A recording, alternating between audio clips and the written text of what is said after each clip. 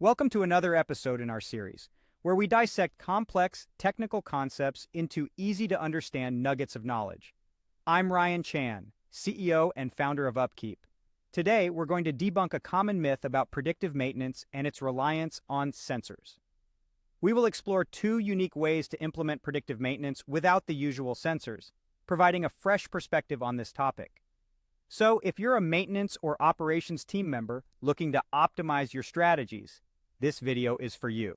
Predictive maintenance is often associated with the use of sensors, but did you know that the core principle of predictive maintenance doesn't necessarily depend on them? Yes, you heard it right. There are two possible ways to incorporate predictive maintenance without using the usual sensors, and they're kind of like two sides of the same coin. First, you can correlate maintenance data, including work orders, asset failures, and preventive maintenance tasks, and use those to predict future failures. This is the low-tech method. The second method is a bit more high-tech. You can use creative methods to monitor equipment without relying on traditional methods like infrared vibration analysis or ultrasound. Let's dive deeper into the first method. This requires tracking data already available to you. This data would include the frequency of work orders for a given asset, the frequency of given faults within an asset, and when those failures or faults occur.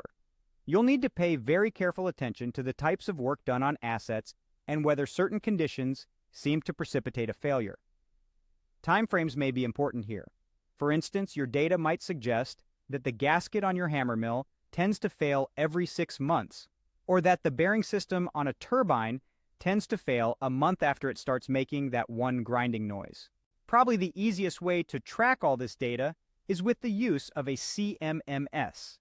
By using a CMMS to track maintenance reports, work orders, and other data related to a given asset, you can make predictions about when certain tasks should be performed to keep assets running. Now let's switch gears and look at the other method, finding ways to automatically monitor an asset's condition without using traditional hardware. One way to do this was recently showcased in Germany, which used drivers with virtual sensors. Essentially, what these drives do is measure the current, speed, and voltage on motors to infer data about the asset, such as oil temperature, vibration, or stator insulation. They found that the drive's results weren't far off from actual measurements, making this a possible alternative to regular sensors.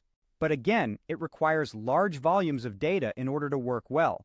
In either case, in order to make predictive maintenance work without sensors, the one constant is you need to collect a great deal of information, figure out what it means, and set parameters based on your findings.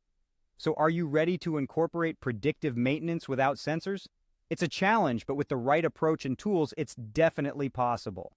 And that wraps up our discussion for today. We've learned that predictive maintenance doesn't always require sensors and that there are alternative methods available, both low-tech and high-tech.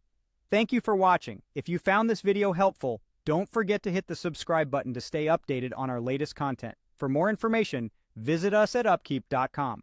We look forward to helping you optimize your maintenance strategies.